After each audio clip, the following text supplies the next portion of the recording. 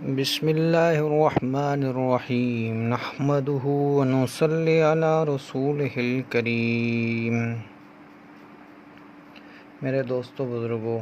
ہمارا سیرت کا موضوع چل رہا تھا، جس میں ہماری بات جو پہنچی تھی وہ عرب کا احوال، اور اس کے بعد قرآن میں آپ علیہ الصلوۃ والسلام کے ذکر،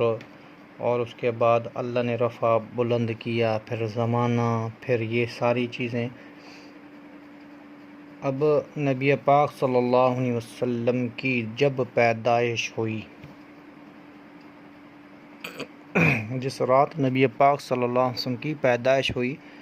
اس رات کسریٰ کے محل کے 14 کنگرے گر گئے، 14 کنگرے گر گئے۔ اور بی بی صاحبہ فرماتی ہیں کہ جب آپ پیدا ہوئے، دنیا میں آئے، تو اتنی روشنی ہوئی، اتنی روشنی کہ مجھے شام کے محلات نظر آ رہے تھے، اتنی روشنی ہوئی۔ اور وہاں پہ کنگرے گر گئے۔ پھر یہ بھی سننے میں بات آ گئی بادشاہ کو کہ جو آتش پرست جو ہیں مجوسی، ان کی آگ بجھ گئی۔ اور فرمایا کس کے محلوں میں جو تھے وہ جو ان کے پانی کا ایک بحرا ہوتا ہے نا، جیسے ہماری کتنے سالوں سے وہ پانی کا بحرا وہ پورا دس گیا پانی کا۔ تو یہ ساری بات عجیب نہیں تھی، آپ علیہ الصلوۃ والسلام کے آتے ہی ساری ظلمت کو اللہ جل شانہ دنیا سے مٹا دیا۔ پھر جب صبح کو بادشاہ نے اپنے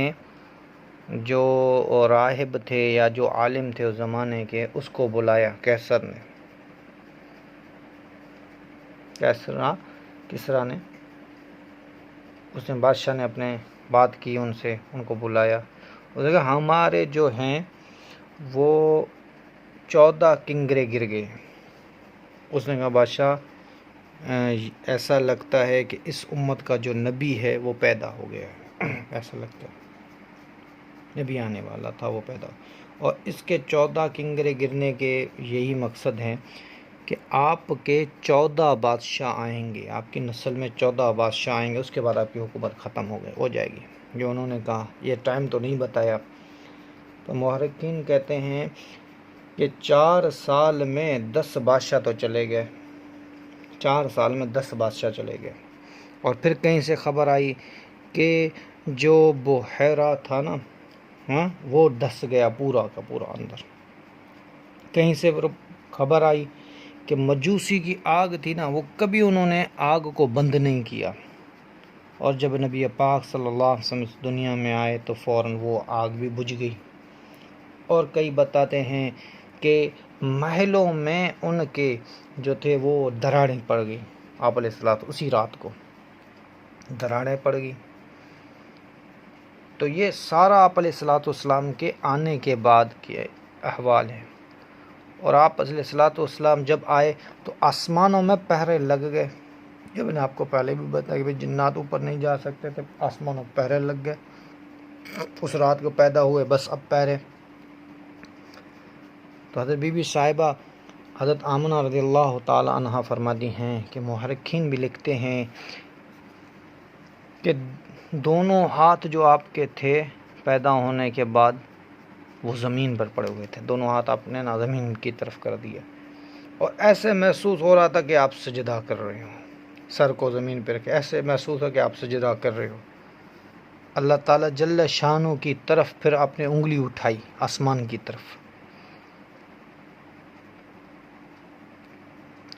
کوئی پیدا ہونے والا بچہ ایسا تو نہیں کر سکتا نا، پر آپ علیہ الصلوۃ والسلام کے ساتھ تو سب کچھ خاص تھا۔ پھر کچھ علماء کرام کہتے ہیں کہ آپ علیہ الصلوۃ والسلام نے پیدا ہو کے ہی کلام کیا، جیسے عیسیٰ علیہ الصلوۃ والسلام نے کیا، جب پیدا ہوئے چھوٹی عمر میں انہوں نے کلام کیا۔ اور اصحاب اخدود والا بھی آتا ہے کہ بھائی انہوں نے بھی کلام کیا۔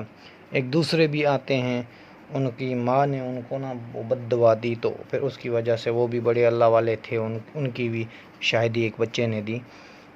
تو کچھ علماء کہتے ہیں کہ آپ علیہ الصلوۃ والسلام نے بھی کلام کیا تھا، اور کلام میں کہا پہلا جو لفظ کہا وہ کہا اللہ اکبر کبیرہ والحمد للہ کثیرہ وسبحان اللہ بکرۃ واصیلا۔ یہ آپ علیہ الصلوۃ والسلام نے فرمایا لفظ۔ اس کا مفہوم کچھ ایسا ہے، حضور اقدس صلی اللہ علیہ وسلم جب پیدا ہوئے تو آپ علیہ الصلوۃ والسلام کا ختنہ ہوا پڑا تھا، اور آپ علیہ الصلوۃ والسلام کے چہرے پر مسکراہٹ، خوشی، وہ انوارات آپ علیہ الصلوۃ والسلام کے جو تھے وہ چہرے پہ تھے۔ تو جیسے آپ پیدا ہوئے تو عبد المطلب کو خبر دی گئی، کیونکہ آپ علیہ الصلوۃ والسلام کے والد جو تھے عبداللہ وہ 6 مہینے پہلے وفات کر گئے، اور پھر اس کے بعد اللہ جل شانہ نے ان کی ماں کو بھی رخصت کر دیا دنیا سے، ان کی وفات ہو گئی، پھر دادا کی بھی وفات ہو گئی، پھر جو چاچا تھا جو سب سے زیادہ آپ علیہ الصلوۃ والسلام کے ساتھ تھا اس کو بھی اس کی بھی وفات ہو گئی، وہ بھی مر گئے۔ تو آپ علیہ الصلوۃ والسلام کو اللہ جل شانہ نے کوئی استاد، کوئی باپ کا سایہ نہیں، کوئی دوسری طرف سے سایہ نہیں دیا، بلکہ اللہ جل شانہ نے ساری نسبت اپنی طرف کر دی، اور سیدھے سے شروع کرنا، اور سیدھے سے آپ علیہ الصلوۃ والسلام کی عادت شریفہ تھی کہ آپ علیہ الصلوۃ والسلام ہر وقت سیدھے سے شروع کرتے تھے۔ جو پسنا آپ کو دیا گیا دودھ کے لیے، آپ نے وہ بھی الٹا آپ نے نہیں اٹھایا، سیدھے سے شروع کیا، اور یہ نبی پاک صلی اللہ علیہ وسلم کی سب سے بڑی سنت ہے، اور ہماری آپ کی زندگیوں میں یہ بھی زندہ ہو جائے، اور یہ ہے کہ سیدھے ہاتھ سے لینا، سیدھے ہاتھ سے دینا کوئی بھی چیز۔ آج سے میں اور آپ عہد کر دیں اس بیان سننے کے بعد کہ بھئی ہم انشاءاللہ سیدھے ہاتھ سے ہر چیز دیں گے اور سیدھے ہاتھ سے ہر چیز لیں گے۔ یہ بھی آپ علیہ الصلوۃ والسلام کی سنت ہے۔ اس سنت پہ بھی قیامت کے دن کیا ملے گا وہ بھی ہم جانیں گے اسی دن جب اللہ اس کا بدلہ دے گا۔ تو فرماتے ہیں کہ ابو جو تھے وہ ابو لہب جو تھے، اس نے کیا کیا، اس نے جیسے اس کی باندی نے آ کے محمد صلی اللہ علیہ وسلم کی پیدا ہونے کی خبر سنائی نا، تو اس نے فوراً اپنی ایک انگلی نکال کے کہا تم آزاد ہو۔ تو آپ علیہ الصلوۃ والسلام فرماتے اس کا کچھ مفہوم ایسے ہے کہ ابو جہل سارا تو جلے گا، ابو لہب سارا تو جلے گا، پر اس کی وہ انگلی جس سے اس باندی کو اشارہ کر کے کہا تم آزاد ہو، وہ انگلی نہیں جلے گی، کیونکہ یہ آپ علیہ الصلوۃ والسلام کی خوشی میں تھی۔ وہ تو پھر بعد کی بات ہے کہ نہیں مانے۔ تو بات چل رہی تھی کہ عبد المطلب کو جب بتایا گیا، جو خبر ملی کہ عبداللہ کے گھر بیٹا پیدا ہوا ہے، اور وہ جو ہے مقتول و مسرور ہے، تو عبد المطلب نے کہا مطلب ختنہ بھی ہوا پڑا ہے اور سورا بھی کٹا ہوا ہے۔ سورا بھی سمجھتے ہیں جس کے ماں کے پیٹ میں اللہ جل شانہ جس سے پرورش کرتے ہیں نا بچے کی، وہ بھی کٹا ہوا تھا۔ تو عبد المطلب نے جب بچے کو دیکھا تو کہا کہ یہ جو بچہ جو ہے بڑا شان والا بچہ ہے، بچہ جو ہے ان کے چہرے سے ہی پتہ چل، فرمایا یہ بچہ جو ہے بڑا شان والا بچہ ہے۔ پھر عبد المطلب اس کو لے کے کعبے کے اندر گئے، اور بی بی صاحبہ کا نا سب سے پہلے جو بی بی سے، حالانکہ یہ مشرک لوگ تھے، مشرک لوگ تھے نا، آپ علیہ الصلوۃ والسلام کے بعد مشرک لوگ تھے۔ پھر آپ علیہ الصلوۃ والسلام نے جب دین کی دعوت، پہلے تو 360 بت رکھے ہوئے تھے کعبے میں، جیسے پہلے میں نے آپ کو بتایا، پہلے پوری تفسیر چلتی آ رہی ہے۔ تو حالانکہ یہ زمانہ ہے، اور آپ علیہ السلام بی بی آمنہ رضی اللہ تعالیٰ عنہ جو بچہ ہاتھ میں ملا تو اس نے کہا اے اللہ میں تیری پناہ مانگتی ہوں ہر حسد کرنے والے سے جو اس بچے سے کرے۔ عبد المطلب نے بھی جب کعبے کے اندر گئے تو اس کے بعد عبد المطلب نے کہا اے اللہ اس بچے کی حفاظت فرمانا، اے اللہ اس بچے کی حفاظت فرمانا، اے اللہ اس بچے کی حفاظت فرمانا۔ اور جب چہرے کے بارے میں آتا ہے، آپ علیہ الصلوۃ والسلام کا چہرہ جو تھا اس کو دیکھا تو کہا کہ یہ بڑے شان والا بچہ ہے، اس کا نام جو ہے میں محمد رکھتا ہوں۔ جیسے تفسیر میں پیچھے گزر چکا ہے، میں نے آپ کو یہ بھی بات بتائی تھی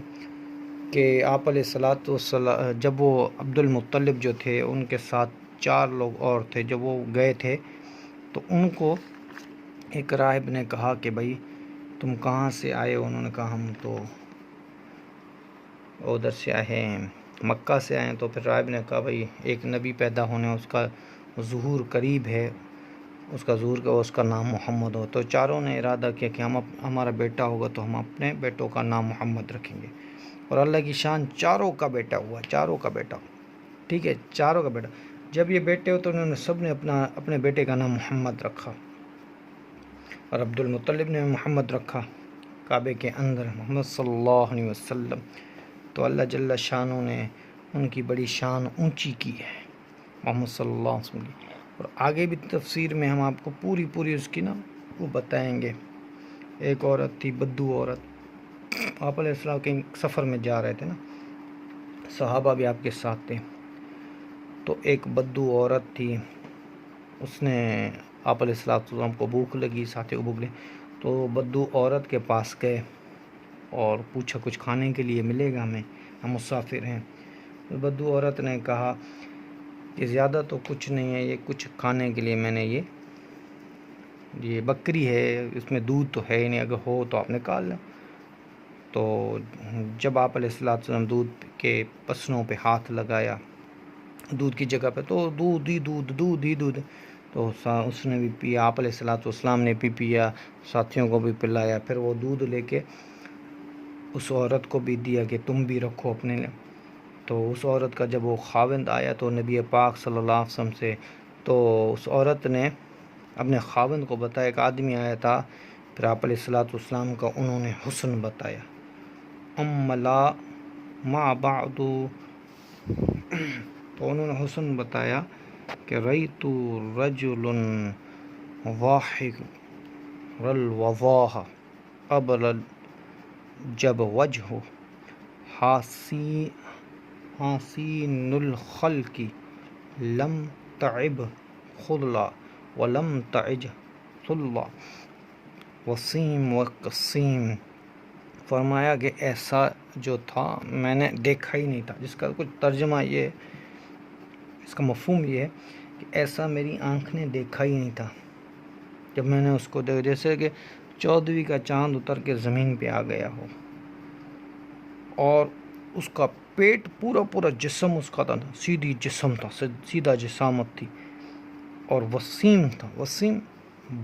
چہرے پہ دیکھ کے دل میں آتا ہی نہیں کہ بھر جائے چہرہ، مطلب دل میں چہرہ دیکھنے سے بھرتا ہی نہیں تھا، بار بار دیکھیں، اور اس میں کوئی عیب نہیں تھا، فی عین، آنکھوں کی نزدیک، عین، آپ کی آنکھیں جو تھی وہ صاف کھلا چہرہ تھا آپ کی آنکھیں جو تھیں وہ ایسے تھی کہ ہر کوئی عیب نہیں ہے آپ کی آنکھوں میں، اور ہر دنیا کی جتنی بھی حسین چیزیں وہ اللہ نے آپ کی آنکھوں میں لگا دیا۔ اور پھر اس کے بعد فرمایا کہ جو ان کے جو کندھے جو تھے وہ چوڑے تھے، ہاتھ لمبے تھے، اور ہتھیلیاں لمبی تھیں۔ ہتھیلی لمبی جو ہے وہ سخی کی نشانی ہے، ہتھیلی لمبی۔ اور حضرت حسان بھی رضی اللہ تعالی عنہ نے بھی فرمایا نا، احسن من قلم تر قط عینی اجمل من تلد النساء خلقت مبرر من کل عیب کانک قد خلقت کما تشاء۔ اے میرے حبیب، تیرے جیسا کسی ماں نے جنا ہی نہیں، کسی آنکھ نے دیکھا ہی نہیں، کسی ماں نے جنا ہی نہیں، خلقت مبرر من کل عیب، اور بنانے والے نے تیرے میں کوئی عیب ہی نہیں رکھا، کانک